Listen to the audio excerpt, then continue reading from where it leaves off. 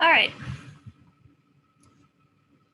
So this week we will be talking about narrative delivery in games and all that fun stuff. Hello, Jess. All right, if everyone's here, we can just get started. I'm sorry if I'm a little bit flustered. This week has been a doozy. So, narrative delivery is... Okay, sorry, I'm a bit of a mess here. Zoom does not make interfacing very easy. Okay, so what better place to start talking about game stories than with exposition? We all know it, and if you are familiar with it, you likely hate it to some extent. Oh, that's awesome, Jordan. All right, so exposition. You're all familiar with like the big lore dump at the beginning of the game, whatever it is you're playing, a la Skyrim. And basically, that's pretty boring. No one really enjoys sitting through all that stuff. So a basic rule of thumb that I like to follow is that you treat your exposition like a tutorial to your story. Just like how tutorials get your players used to the controls, your exposition should be getting them used to the world and the story that you're making. And as you are all probably familiar with, the way to do an effective tutorial is to tell them like what buttons to hit when they need to hit them. So like, tell them the WASDA stuff right up at the start.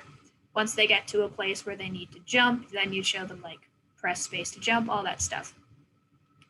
In a similar vein, you'll give like your like the bare bones of your exposition that you need when they become relevant early in your story. That's generally a good rule of thumb to follow, because like I'm sure you've all seen that one game that just gives you all of the controls in a big screen right up at the front, right up at the start. And I guarantee that you've forgotten some key binding at some point in time. If you just give a big lore dump at the beginning of your game, similar things are likely going to happen. Your players are going to forget something important, and then you're probably going to end up having to remind them about it anyways, which is just kind of wasting their time and wasting your time. So for this, like slow drip feed is usually a pretty good way to go. And this is generally a good rule of thumb for all storytelling, but games especially, which is show, don't tell. And I'm sure you've heard that a lot, but like, especially in games, it is a huge thing to keep in mind, because like I saw one analytic in a video that I referenced for this, where like compared to an average like TV series, which takes up about as much time as like a narrative heavy AAA game, most TV series get about like 120-ish words per minute, but in like some AAA games that the video creator sampled, the average was about 16 words per minute for most games. So in games, every single word is precious. So they all have to be important. So a good way to because I just lost my train of thought. So because all of your words are precious, you need to give all of them like double meaning if you can. So I don't know, sneak some sort of narrative or character into instructions if you have to give instructions or directions. A good way to give a lot of story very concisely and make sure that the player notices it, because that's another issue, is to look for sort of those travel segments where you have to get from point A to point B, or just even downtime moments in between heavy sections of gameplay where your players are going to be their attention isn't being split between the narrative and the action. Where there's little action, you can put in more narrative to keep them engaged, and then you know that they're paying more attention to it, so that's where you can put the more important things. And this is kind of where the little ghost picture comes in. you should be trying to avoid throwaway or meaningless lines that are really just there to fill space in your story, because, you know, if you only have 16 words per minute to make use of, you don't want to be wasting them on like meaningless banter that doesn't advance the story or tell you more about the characters in the world. You always want to be giving those words meaning, which is really the focus of this. I genuinely do not know. Okay, there we go. So as far as story progression goes, this is just kind of like a couple of side notes. I cannot find a good place to put my chat. Okay. So some ways that games commonly convey like story progression is that they will also reflect that in either like the environment or the world building. So you know how like in some games, as you get closer to the big bad, everything will start to get all dark and grim. They'll usually pull in a bunch of reds and purples if it's a very color heavy game. And they will also often tie shifts in the plot and like major character development to unlocking new abilities and weapons, because, you know, that's honestly kind of what the player cares about the most in your game, is like, you know, what about this development lets me do something cool, you know? So like, I didn't put a picture here because I forgot to, but I saw an example in the latest God of War game where after, like, I'm not familiar with the plot, so I might be getting this wrong, but I believe there's a point where like Kratos goes through like some major character development. He has to sort of like reclaim his past as like the God of War and all of that fun stuff, because he's been trying to distance himself from that now that he has like a family and all that. So after he reclaims his past, you get his old weapons back, which is like, so that's kind of like a pretty good example of that. And then one other thing to keep in mind is that video games have a few very unique strengths, and they're very strong strengths. It's that because the audience, the players, they have an active role in the medium, unlike, you know, books, TV, movies, where they're all passive viewers. Here they have like their interactions with the world and their experiences. That's really what the game is. So a good way to make your story much more engaging and to show the progress of your story is to implement consequences of your players' actions into later story beats. And we'll talk a little bit about that later. So now we're sort of getting into the, you know, I'm blanking on the word right now. The nuts and bolts, there we go, the nuts and bolts of like how to deliver your story and like different ways that you can.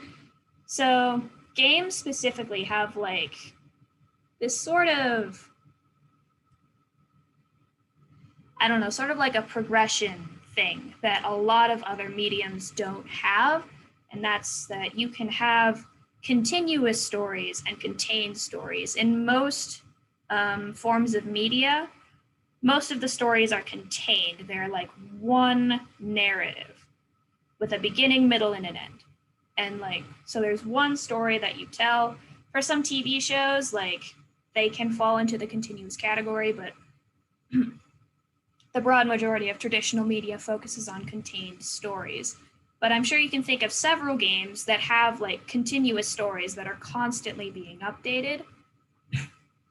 So like here, like especially in like evolving games like MMOs that have constant updates, you will also often have them get story updates with those. So I guess I should probably talk about like the differences between these two. So for continuous stories, it's in the name. They're dynamic, they're evolving, and they tend to be pretty spread out. Some of the pros about continuous stories is that you have a lot more opportunities to have the players make meaningful impacts on the stories, because since you are developing the story as they are playing, you can fine-tune developments based on not only what they did, but how they did it. And this can really help to make your story feel less structured and a lot more just like, it gives your players a sense of like they're actually having an impact, which is something that a lot of other media doesn't have. The only issue here is that as you get more players and as your game gets older, newer players may miss a lot of the older narrative developments. So in that case, you don't want them to be in the dark about it, because then they're not getting the full experience. So you have to find some way to fill them in on it. And then another sort of pitfall with continuous storytelling is that if you have sort of like a formula, because like, I mean, it's good if you have sort of a formula, but if you stick to it too rigidly, if too many details fall into the same place too many times, people are going to notice, and they are going to notice it quickly. Like maybe the third time that you repeat a story, like a plot element or a character, people are going to notice, and it's going to be a little bit weird. But at the same time, it can make development of continuous stories a lot easier. So it's sort of like a balancing act that you have to strike for a continuous story. And then for contained stories, like I said, they're tighter, more focused narrative, and they also tend to be more compacted, I guess is what you could say. There's less downtime between major story plots. Because like in some games, there may be like other things that you can do, side quests. There may be like some sort of farming or survival aspect to it, which is in one of the examples I have later. But all of the story is already there. Your players can hit it whenever they want. They don't have to wait for the story to come out. Yes, that is, Breath of the Wild is actually a very good example of that. But yeah, so your players won't have to wait for you to release a new part of the story. They can just hit it whenever they want to. And contained stories are far better. Well, I won't say better, but they're easier to like sort of pin together with that sort of player progression that I mentioned earlier. So in contained stories, you have a sort of sense already of where the player will be at a specific plot point, and you can sort of string them together so that you get those character developments meshing up with like new abilities and that sort of thing. Whereas in continuous stories, that's a little bit harder to pull off, but it's not impossible. And another thing that contained stories have that continuous stories tend to struggle with is that they have an end, which is kind of hard to like wrap your head around, because that's the thing with stories. They have a beginning, middle, and an end. But in many continuous stories, there isn't really an ending. It just keeps building and building, whereas in contained stories, you know where you're going. So that can kind of help you shape your story and make it more cohesive.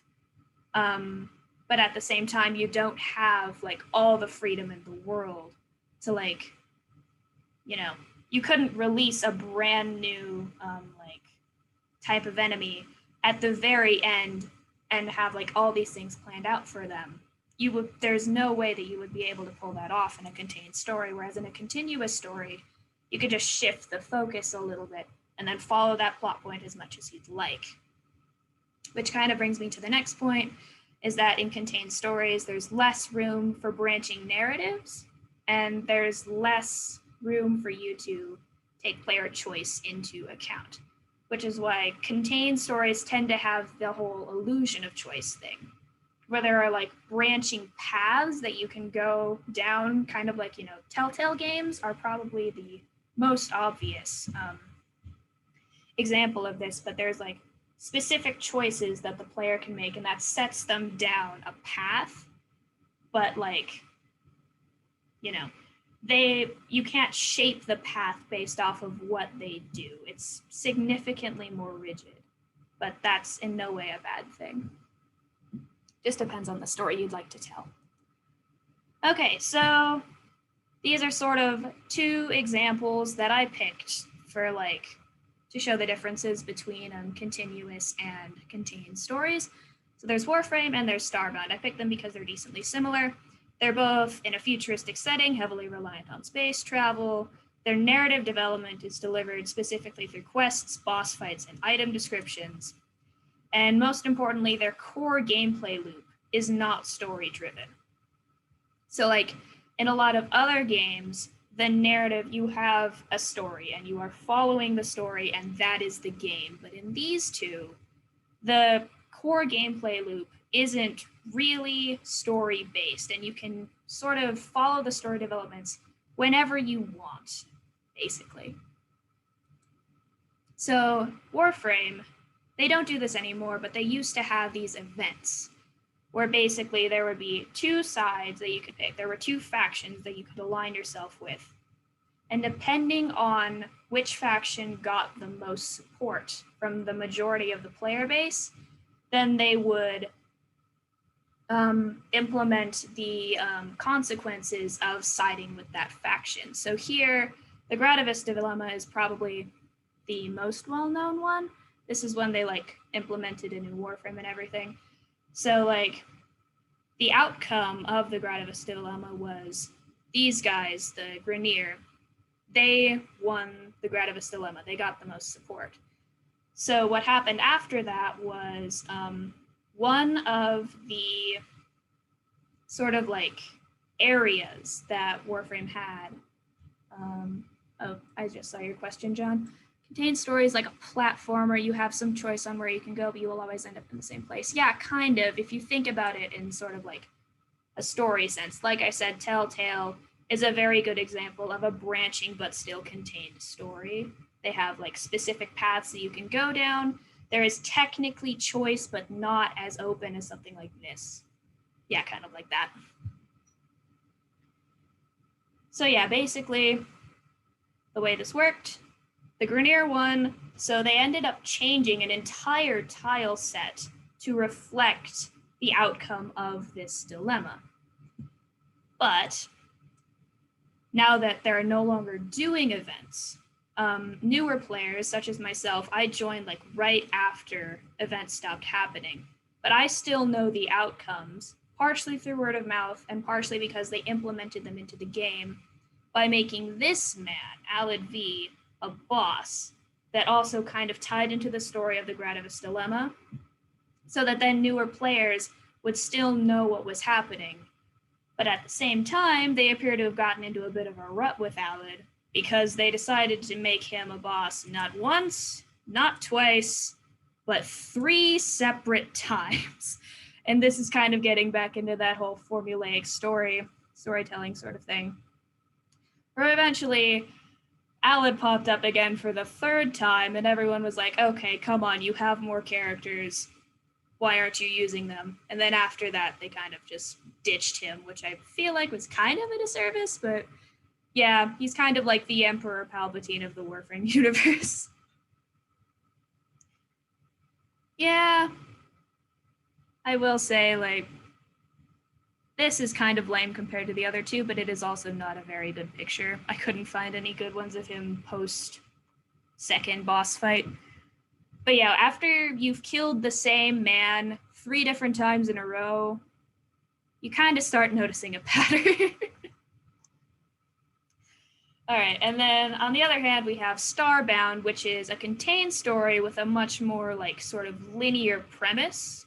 So basically, Earth gets destroyed, you find this thing called the Ark, you beat all of the other major bosses and get all of the shinies, and then you defeat the big bad. So like here, you have a clear arc with clear goals and a clear sub-goals to go with those goals. So basically, you travel around, you find the things that you need to get to the secondary bosses, you defeat them, you get the little orbs, and then once they're all full, you go here, and then you go here, you defeat the big bad, day is saved, hooray. So, yeah, I had something else to say here, but I kind of forgot it. I'll come back to this if I remember it. But yeah, so that's basically kind of the difference between I'm forgetting the words. The continuous and the contained stories. There we go. So this actually kind of leads into something that I'm sure a lot of you are familiar with, which is the problem with sequels.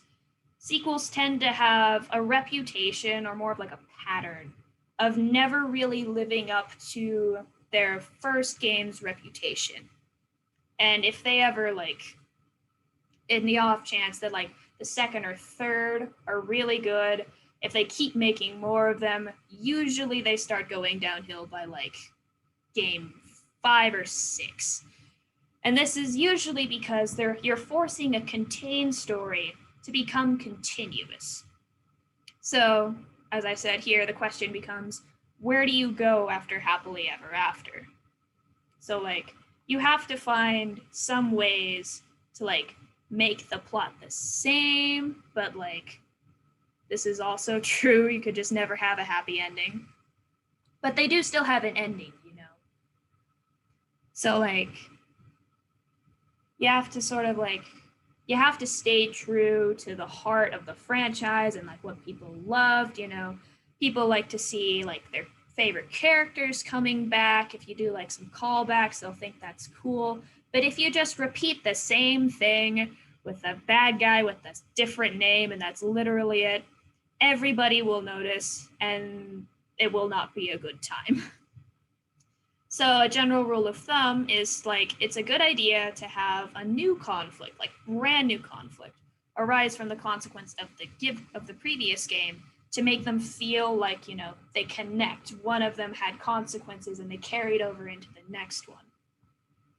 You can really only pull this off so often before your players sort of start to get a little bit of a defeatist mentality, like, you know, if every time that I solve the problem, another problem comes from that, then what's the point, you know? Let's see, what did John say?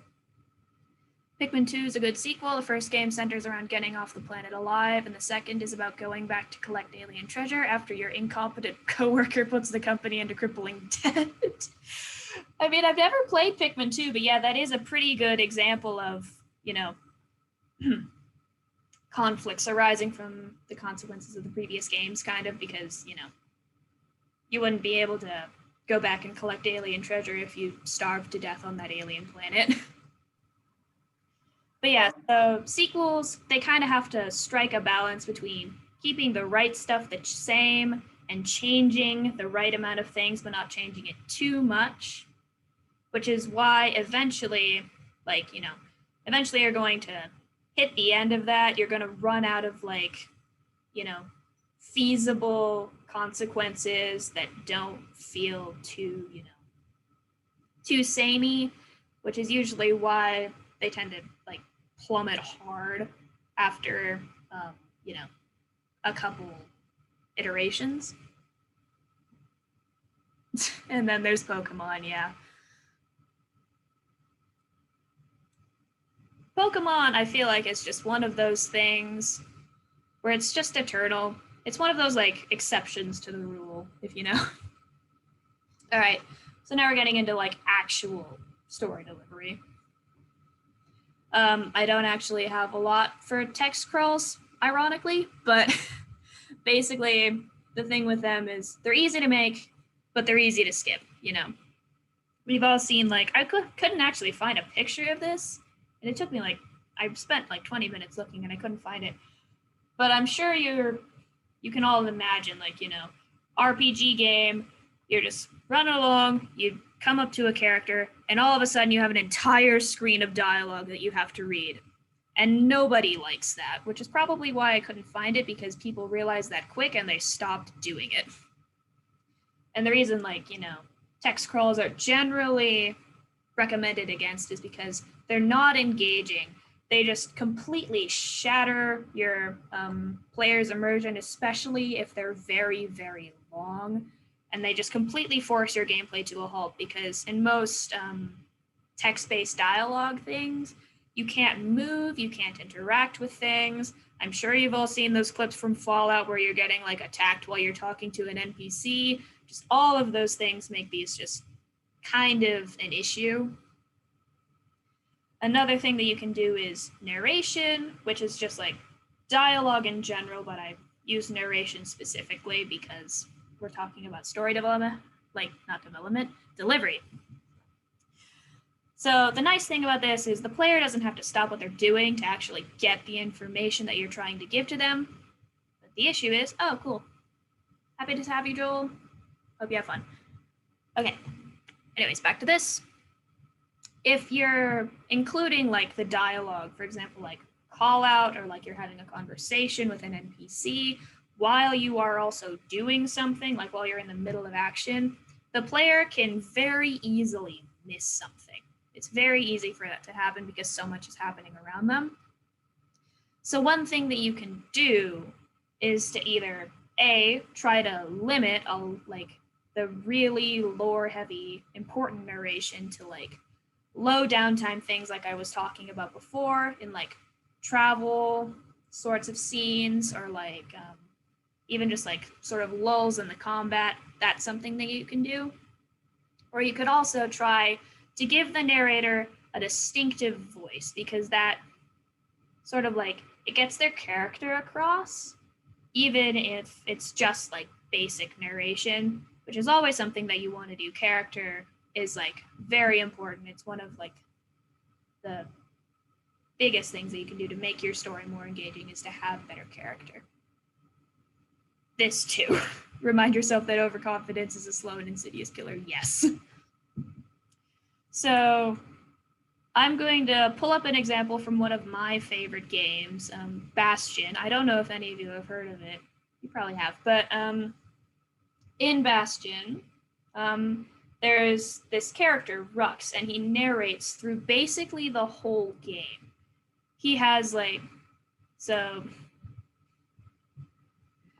basically he has like a very deep, distinctive voice. It's gravelly, but in like sort of that comforting grandpa storyteller kind of way, which is basically the role that he takes up in this game.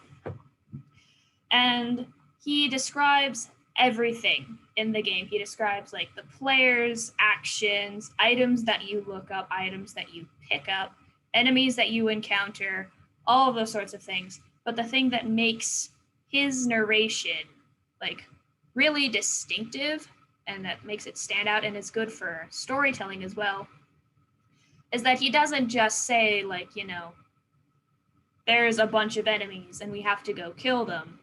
He sort of weaves like world relevant similes and references to other things that the player already knows about, and that provides narrative context that you wouldn't have otherwise. And it's very, very well done. If you haven't played Bastion, I absolutely would recommend that you do it. I have like one example from the wiki. It's not the best one, but I did not have time to replay all of Bastion to find some of Rux's best quotes. So this is what we have. You can play it and see just how awesome he is for yourself. But there's also sort of like a little bit, I don't know if this is a spoiler. I don't know if I should tell you this now that I just told you to go play Bastion. But sort of towards the end of the game, Rux's narration changes tense. So for the majority of the game, he's been speaking mostly in past tense. But then there's a bit of a shift in the narrative. And then Rux switches to present for like a little bit. The quote that I pulled, I believe, I can't remember exactly, but I believe that the quote I pulled is from that snippet where he's speaking in present tense. And then after that, his narration stops. And this is at sort of like a point in the story where things are sort of starting to take a darker turn. It's a little bit unsettling, and then Ruck stops talking. And it's kind of like a gradual wind down, but eventually you do notice that Rux isn't there anymore. And that really does also help to sort of drive home that, you know, this is getting really serious, things are ramping up, and like you're all alone at this point in the story. And then at the very end, once, you know, happy ending, well, ending, depending on what you pick. But at the end, everyone comes back together, and then Rock starts talking in future tense to sort of like, you know, it sort of has that sort of like hopeful, uplifting, like, you know, we're going into the sunset, all that lovely stuff. Yeah, it's a really good narrative technique. They use it masterfully in Bastion. It's a wonderful game. I cannot recommend it enough. All right, so maybe not last but not least, but this is one of my last sort of styles that you can use is environmental storytelling. And this is the hardest to pull off because it takes a lot of thought, and your players might not even notice, but if they do, it is incredibly immersive, and it's probably one of the coolest things that you can do. So you can accomplish this through things like, you know, item placement, enemy placement, how the backgrounds change depending on like what happens in the story. The From Software is actually amazing at environmental storytelling. A lot of their, Journey to Abzu is another one that's very good at this. But we have Dark Souls here as sort of an example. From Software games in general, a lot of the story is told not only through like, you know, the descriptions of where you find items and where you are like, just like the item descriptions or like, you know, enemy dialogue, but also like where you find them in the world. So like here in the corner, I have a picture of Havel the Rock. If you I actually haven't played Hollow Knight, I really need to. I would have included something like this. I've seen that it's a very good game. But basically, there's this enemy. I can't remember which Souls game he is from, but he's basically an ancient knight, very well respected. I think this looks like Dark Souls 1 sort of textures. I'm not sure. I actually got some help on this slide, and my friend was actually the one who put in Havel. But yeah, so basically his story is he was once a great knight. He fought against the dragons with like the gods of the world, and that's where his talent comes from. But then I forget exactly what happened, but eventually he got locked away for like until the player comes and finds him, like years and years and years later. He's just been locked in this basement, left to like slowly lose his mind and go hollow, as Dark Souls calls it.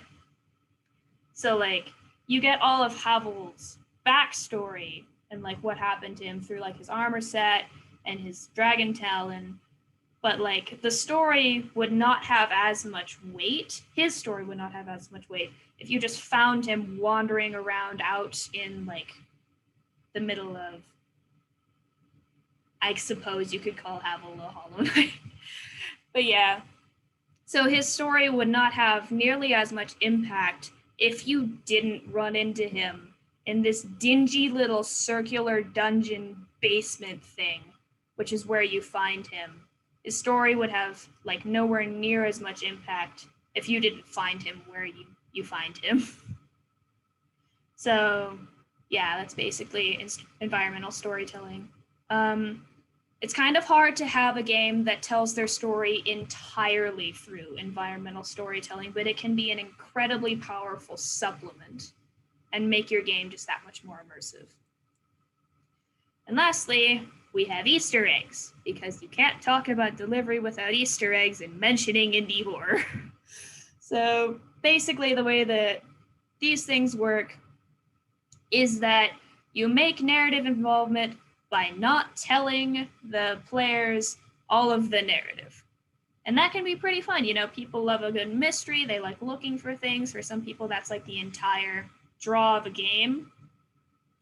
But like, if you are going to be making Easter eggs, or if you do want to implement like a little bit of a mystery into your game, then you've got to be smart about what you don't tell your players. So like, you know, you've got to strike a little bit of a balance between giving them just enough so that they know that something is missing and their curiosity is piqued and now they're looking. But you don't want to give them so much where it's just like, okay, well, it's clearly this. So at that point, you're just kind of killing the engagement, because what's the point of looking for something if you already know what it's going to be? And another thing that I feel like some indie games, especially indie horror games, a pitfall that they tend to fall into is that you should always know what you are not telling the player. Having a mystery is not an excuse for you not having all the answers. If the player goes on this huge like quest to just find the answers and it turns out that you don't have them or they're not satisfying, there is no worse feeling that you could give to a player and they are not going to be happy. So like in general, the harder it is to find, the bigger the payoff should be. So like you can't have like, you know, this sweeping quest that takes like hours and hours, takes them like on a huge detour off from the main story plot, and then give them some experience and a shiny sword at the end and no story answers when that's what it feels like you were promising them. So this is basically like making a promise to your player. You're promising them that if they keep looking, if they keep investing time and thought and energy into following this narrative trail, it will lead to something. But if your promise is way more than the payoff, they're not going to be very happy about that.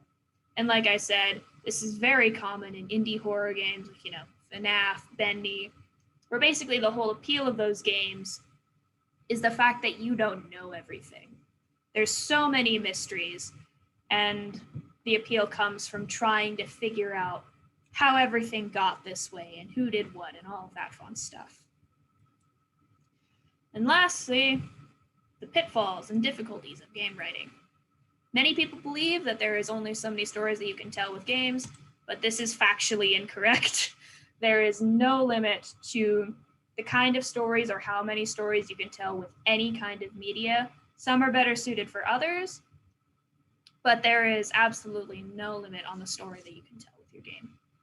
The issue that games tend to have, however, is that your narrative and your gameplay are often at odds each other and competing for the player's attention. So like for all of the examples that I gave, there is a way for the player to miss it. They might just not look for the Easter eggs. They might miss the dialogue. They might skip the text wall and miss out on like your entire world's backstory. Don't put your entire world's backstory into a text crawl. And then lastly, sort of like the one way that you can make them pay attention, cutscenes are very expensive. They can be jarring. And a lot of people, if they don't want to see the cutscene, they can just skip it the same way that they skip the text. So sort of the thing that you want to do is to make it so that your narrative and your gameplay align, or at least make it so that they're not in each other's way. So like I said before, you can have like the big like dialogue scenes like after like times of high action or in between the like the exciting stuff, sort of, quote unquote, so that like, you know, your player's not going to miss a crucial line of dialogue because a cannon's going off behind their head or anything like that. So you just sort of want to find like this happy balance between when you deliver your narrative, when you deliver your gameplay, and finding ways where you can mesh the two of them nicely is probably like the best thing you can do. In engine rendering, I do not know. I've never actually made a cutscene, but like I was specifically talking about like AAA cutscenes where you have to like, record the dialogue. A lot of them are motion captured now. From what I believe, many games have like cutscene avatars, not avatars, cutscene models that are a lot more detailed than gameplay models. So like all of those things, they're just extra stuff that you have to do that you wouldn't have had to do if you didn't have a cutscene. So that's kind of what I was getting at with the whole cutscenes are expensive thing. Yeah, and then you have to animate them. So yeah, there's a lot of trade-offs.